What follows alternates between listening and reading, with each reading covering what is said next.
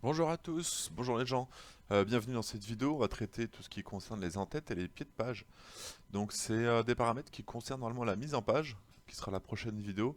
Mais comme c'est un peu à part quand même et un peu simple, je vais d'abord vous faire ça. Et puis on parlera de la mise en page sur la prochaine vidéo entièrement. Alors les en-têtes et pieds de page, concrètement qu'est-ce que c'est? C'est en fait les annotations qu'on va pouvoir mettre dans la partie haute de la page ici et dans la partie basse des pages. Vous savez, c'est là où on a le numéro de page, le nom du chapitre, le nom du document, de l'auteur ou de l'année, enfin peu importe. Et de base, on retient que c'est des informations identiques qu'on va mettre sur toutes les pages de tout le document. C'est-à-dire qu'on va configurer une fois les en-têtes, les pieds de page, ça va se reproduire sur toutes les pages de tout le document. Ça c'est ce qu'on retient de base. Et on verra après qu'il y a des petites spécificités. Et puis on verra avec les mises en page et les sections de mise en page qu'on pourra en fait casser ça et mettre des choses différentes par section. Ouais, mais à la base on retient que la mise en page c'est des paramètres qui concernent tout le document. Alors pour accéder au menu en tête et pied de page, il y a deux solutions. À l'ancienne, on passe par insertion et ensuite on fait insérer en tête ou pied de page ici. Et quand on insère un, ensuite ça nous met dans le menu. Moi j'aime pas trop passer par là. Je vais montrer pourquoi. Parce qu'en fait il suffit de double-cliquer ici. Hop, et quand je double-clique soit dans la partie pied de page, soit dans la partie en tête, ça me donne en fait les coulisses du document. C'est comme si on était à l'arrière, là, dans les coulisses. Et donc, on est directement à l'endroit qui nous intéresse. Vous avez remarqué qu'en faisant ça, ça a ouvert un menu spécifique qui s'appelle en tête et pied de page. Là où on va retrouver ce qu'on avait dans le menu insertion ici. Alors, avant d'utiliser les menus, qui sont des choses plutôt automatiques, ou pas d'ailleurs, je vais vous montrer qu'on peut, nous, directement mettre des choses fixes dans cette en-tête-là. Alors en fait, il y a trois emplacements pour écrire dans l'entête ou le pied de page. Il y a à gauche, on commence par la gauche, au milieu et à droite. En fait, on verra plus tard aussi tout ce qui est tabulation. Et vous verrez que là, il y a un petit taquet de tabulation centré, c'est l'espèce de T noir inversé. Et là, il y a un petit taquet, l'espèce de L inversé là. Ça veut dire que si je fais la touche tabulation, une fois, hop, mon curseur va directement au milieu. Et si je refais tabulation, il va directement à la fin. Ensuite, il me suffit d'effacer pour revenir. Voilà, donc là où je peux mettre ce que je veux. Par exemple, je pourrais mettre le nom euh, de l'auteur comme ceci. Et puis là, tout au bout, marqué par exemple. On n'est pas du tout en mode expert, mais c'est pas grave. Waouh! Ok. Voilà, et ensuite, quand je double-clique à côté ou quand je ferme là-haut, peu importe. Voilà, donc on voit que ça se grise un petit peu et en fait, ça a mis la même chose sur tous les en-têtes du document. Super. Ça, c'est ce qu'il y a de plus simple. Pareil pour le bas. Maintenant, on va se demander, ok, mais comment je peux faire pour faire des choses plus jolies? Alors vous pouvez toujours sélectionner tout ça, passer par le menu à accueil, vous pouvez même insérer des images, si vous n'êtes pas en mode aligné sur le texte, mais en mode devant le texte par exemple, et puis mettre ce que vous voulez, donc des petits logos, des petites choses. Voilà. Si vous voulez prendre des choses qui sont déjà prêtes par Word, vous avez ici en tête et pied de page. Donc dans les en-têtes, vous allez voir qu'il y a des choses qui sont aussi stylées, qui reprennent en général les couleurs du thème, et qui vous permettent voilà, de faire un petit peu plus de design, on va dire. Attention, quand vous faites quelque chose, imaginons que par exemple je veuille prendre dans l'entête, on va dire, celui-ci, j'avais lequel? Voilà, celui-ci. En faisant comme ça va mettre le numéro de page, ça va m'enlever Word Expert et pas le reste. En fait, à chaque fois que vous cliquez sur quelque chose là-haut, ça efface ce qui était déjà en place. Donc même si ça vient que à droite et que vous avez mis quelque chose à gauche, ça va effacer. Dès que vous utilisez un des deux qui est ici, quoi qu'il arrive, vous allez écraser ce qui est en place. Voilà. Bon, après, vous irez voir, il y a des choses à vous d'aller voir là-dedans, en tête et pied de page, des choses sympas ou pas. On a très souvent, donc là je suis en pied de page, des choses comme ça où en fait, du coup, on a déjà les petites cases remplies. Je vous ai montré que la touche tabulation, il n'y a pas besoin de ça vu qu'on y va tout seul. Mais bon, c'est ici, ça existe. Ok, alors maintenant, ce qui est intéressant, c'est tout ce qui est numéro de page. Parce que, ok, on a compris comment on met ça, soit avec du joli, soit nous-mêmes à la main. Enfin, du joli, ça se discute, hein. Maintenant, on va regarder le numéro de page. Alors, quand je prends le numéro de page, si je passe par haut de page et bas de page, en fait, on retrouve pareil des en-têtes et des bas de page tout fait. C'est-à-dire que si je vais sur le haut de page, vous vous rappelez que j'ai fait un haut de page déjà, je me dis, bah tiens, je vais prendre celui-là comme ça, il est au milieu. Je me dis, comme ça va pas toucher ce que j'ai mis à droite ou à gauche. Et j'y vais.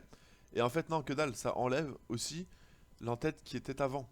Donc, pareil, quand vous utilisez ces deux qui sont là, d'accord, ça va, quoi qu'il arrive, écraser ce que vous avez déjà fait. Donc en fait, si vous utilisez les trucs qui sont là-haut, plus d'autres choses, il faut d'abord commencer par ce qu'il y a là-haut et ensuite aller compléter à la main. Si vous faites d'abord à la main et ensuite par ça, vous avez compris, ça va tout écraser. Ok, du coup ici, si je mets des numéros de page, directement ici au milieu, c'est quand même possible en fait, plutôt que de faire haut de page ou bas de page, vous allez faire position actuelle. Et en fait, du coup, ça va juste insérer la marque telle qu'elle est là, donc il y a quand même des trucs un petit peu jolis ici. Donc si je prends le classique, c'est ça.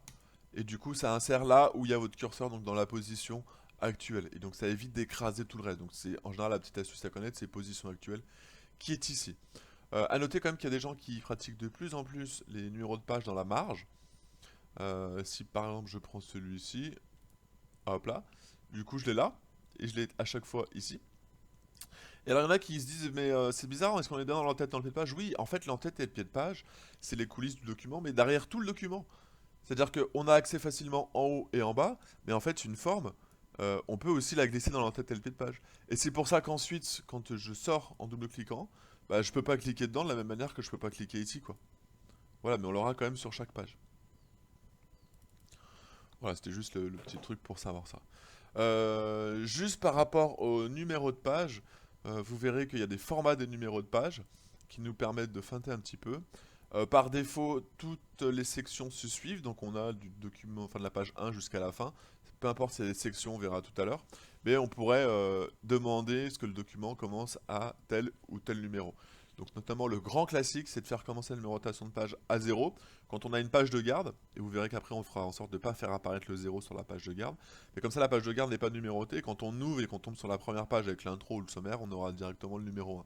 Donc c'est un grand classique de faire commencer sa numérotation de page à 0, surtout sur un gros document avec une page de garde. Ce qui est le cas ici, d'ailleurs, du coup je vais faire ça.